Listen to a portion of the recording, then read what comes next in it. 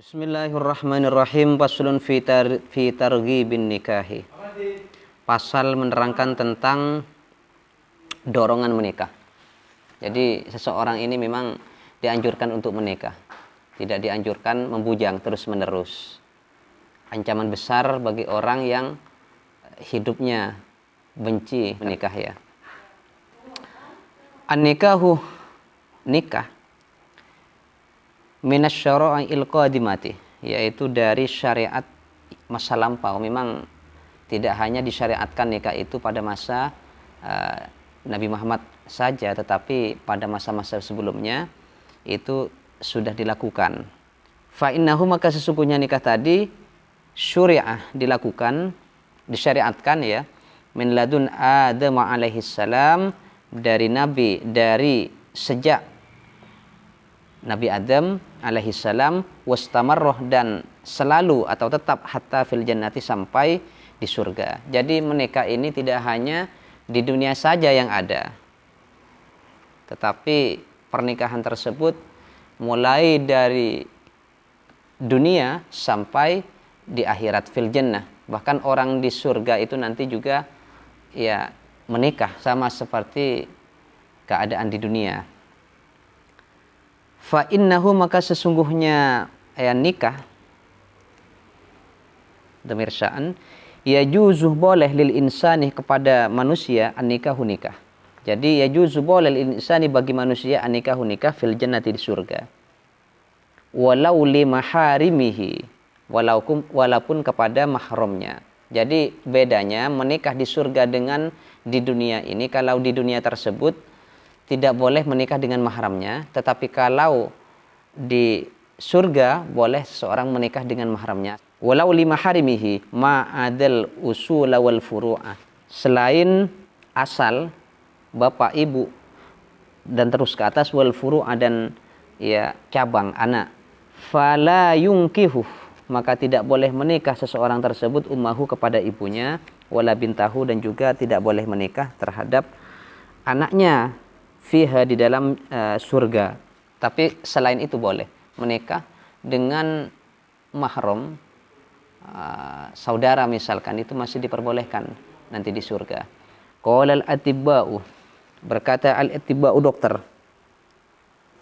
orang yang ahli. Wa maqasidun nikahi, tujuan nikah, salah satu, ada 3. Tujuan nikah itu ada 3 macam. Yang pertama adalah hifdun nasali, memelihara keturunan ya. Jadi tujuan nikah yang pertama adalah untuk memelihara keturunan. Jadi seorang menikah itu adalah untuk memperbanyak keturunan. Karena Nabi Muhammad itu bangga terhadap orang-orang yang memperbanyak anak di hari kiamat. Wa ikhrajul ma'i, dan mengeluarkan sperma atau air, ya mani di sini, alladzi yudirru, yang membahayakan, ihtibasuhu, menahannya. Jadi kalau orang itu tidak menikah, sperma yang mengendap dalam tubuh orang tersebut bahaya, bisa disalurkan kepada orang-orang yang tidak pas. Kalau menikah, melihat orang lain, pengen ya pulang minta ke istrinya. Tapi kalau tidak menikah bisa bahaya, bil badani, di badan. Jadi di sini harus dikeluarkan dengan jalan yang baik pula. Yang ketiga adalah tujuan menikah, wa nailul ladzati, untuk mendapatkan keenaan, yaitu berjima. Jadi ya tujuan nikah itu mendapat kesenangan, hubungan suami istri. Wa hadhihi salasatu, adapun yang ketiga, nailul ladzati, memperoleh keenaan, hiya as-salisa allati tabqa fil jannah, yang tetap fil jannati, di surga. Itu karena la tanasulah, tidak ada saling beranak ya, atau tidak memberikan keturunan di surga itu. Walah tibas, dan juga tidak ada seseorang yang menahan sperma untuk tidak disalurkan. Jadi di surga itu hanya yang ketiga ini, nailul ladzati, hanya mendapatkan keenaan, mendapatkan kenyamanan. Tujuan daripada nikah yang ketiga adalah nailul ladzati, inilah yang tetap nanti di surga. Sementara yang kedua, ikhrajul ma, menahan sperma yang membahayakan di badan ketika ditahan tersebut tidak disalurkan. Kemudian tujuan menikah yang pertama adalah memelihara keturunan. Ini sudah tidak ada lagi nanti di surga. Jadi nikah ini tidak hanya disyariatkan di dunia saja, tetapi bisa menikah ya sebagaimana di dunia ini. Makanya kalau di dunia tidak boleh menikah dengan mahram, saudara, ponaan, anak dan ibu, maka di surga ini ada pola pernikahan yang berbeda sedikit. Di surga itu boleh menikah selain ke ibu ya, ke ibu jalur atas dan kemudian jalur ke bawah, yaitu anak dan seterusnya. Tetapi kalau ke samping diperbolehkan. Seperti menikah dengan saudara itu masih diperbolehkan. Walau lima harimihi ma'adil usula wal furu'ah. Itu. Wal aslu dalilnya fihi di dalam nikah alkitabu al-Quran was sunnatu dan hadis wal ijma'u dan konsensus kesepakatan ulama. Faminal awwali, maka dalil yang pertama qauluhu ta'ala fankihu ma taba lakum minan nisa'i masna wa sulasa wa ruba. Nikahlah kalian terhadap perempuan toba yang halal lakum kepada kalian minan nisa'i dari perempuan-perempuan itu masna 2 wa sulasa ada 3 wa ruba ada 4. Boleh laki-laki menampah lebih dari 1, 2, 3 dan 4. Kalau ingin menambah lagi ya ceraikan satunya. Harus tetap 4, nggak boleh 5, nggak boleh 6, nggak boleh 7. Ya memang ayatnya begitu. Tapi kalau tidak mampu ya mending 1 saja. Jangan maksa 4. Jangan maksa ya 2, repot sendiri nanti. Wa qauluhu dan firman Allah Ta'ala wankihul ayyama minkum. Wa minasani yang kedua dalilnya adalah hadis qauluhu sallallahu alaihi wasallam man siapa ahabbah yang cinta seseorang tersebut fitrati terhadap sunnahku falyastan nabi sunnati maka hendaklah orang tersebut melakukan bisunnati sebagaimana sunnahku. Wa min sunnati dan kebiasaanku adalah an-nikahu menikah. Wa fi riwayatin di dalam satu riwayat faman maka siapa roghibah yang benci seseorang tersebut an sunnati dari sunnahku menikah tadi ini famatah mati seorang ini qabla ayatazawwaja sebelum menikah surafat maka memalingkan al-malaikatu malaikat wajhahu terhadap wajahnya orang itu an haudi dari sungaiku atau telagaku yaumal kiamat di hari kiamat. Jadi orang yang benci terhadap menikah lalu kemudian orang itu mati belum sempat dia menikah, maka orang tersebut oleh malaikat dipalingkan tidak akan melihat telaganya Nabi. Jangankan mandi, melihat saja enggak. Ini ancaman bagi orang yang benci terhadap pernikahan atau benci menikah ya. Wa qala sallallahu alaihi wasallam man bagi siapa taruka yang meninggalkan orang tersebut atazwija menikah mukhafatan karena khawatir al-alata mukhafatal alati karena khawatir tidak punya uang, fakir, falaisa maka tidaklah bagi orang tersebut anni tergolong dari diriku, maka bukanlah dia menjadi pengikutku kata Nabi. Jadi orang yang tidak mau menikah karena alasannya takut fakir. Kalau nanti saya punya anak, sekarang saja saya tidak punya anak, yang dimakan saja ini nggak punya. Apalagi saya nanti punya anak. Apalagi nanti punya anak 2, punya anak 3. Ini orang yang khawatir terhadap rezeki yang diberikan oleh Allah. Jadi orang menikah itu rezekinya banyak. Begitu punya anak juga dia punya rezeki nanti. Tidak usah repot mikirin rezeki karena rezeki itu adalah dari Allah. Tugas kita adalah usaha. Sedangkan nikah ini adalah bagian daripada anjuran di dalam agama. Bahkan orang yang tidak menikah benci, ini banyak di dalam hadis itu ancaman baginya ya. Wa akhrajal Imam Ahmad, meriwayatkan Imam Ahmad wa Muslim dan Imam Muslim an Ibnu Umar dari Ibnu Umar ad-dunya terhadap hadis ad-dunya kulluha mata'un, dunya kulluha semuanya dunia, mata'un adalah kesenangan, hiasan, wa khairu mata'iha sedangkan hiasannya dunia al-mar'atu perempuan as-solihatu yang baik. Jadi dunia ini adalah hiasan, tetapi hiasan yang paling baik adalah mar'atus solihah.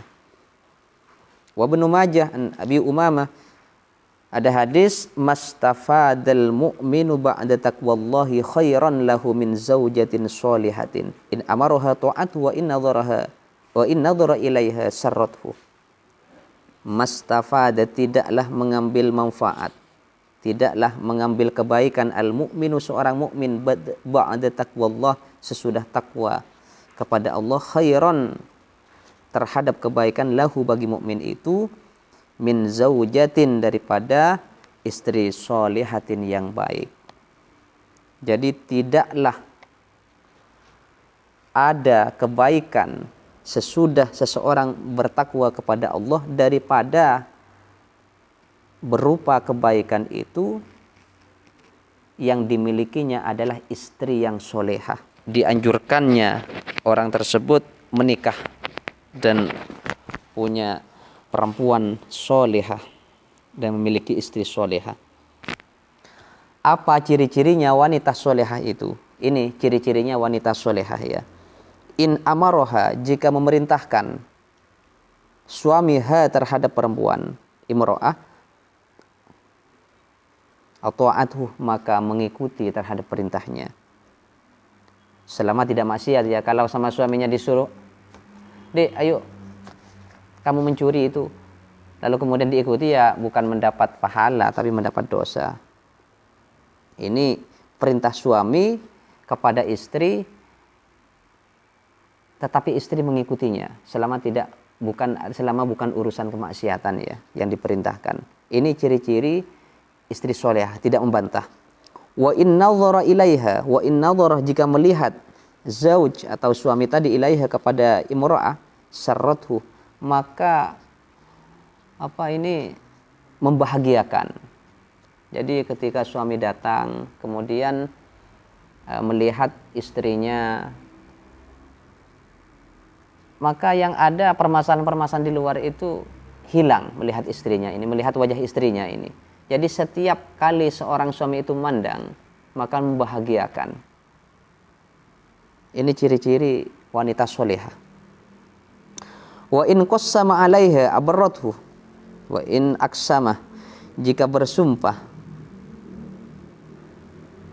jika menyumpahi ya, seorang suami atau laki-laki itu 'alaiha, terhadap perempuan, abarrathu, maka membebaskannya. Wa in ghabah, jikalau bepergian seorang suami, anha, meninggalkan perempuan itu, nasuhatu, maka memberikan nasihat perempuan tadi terhadap suami, fi nafsiha, untuk dirinya, wa malihi, dan hartanya.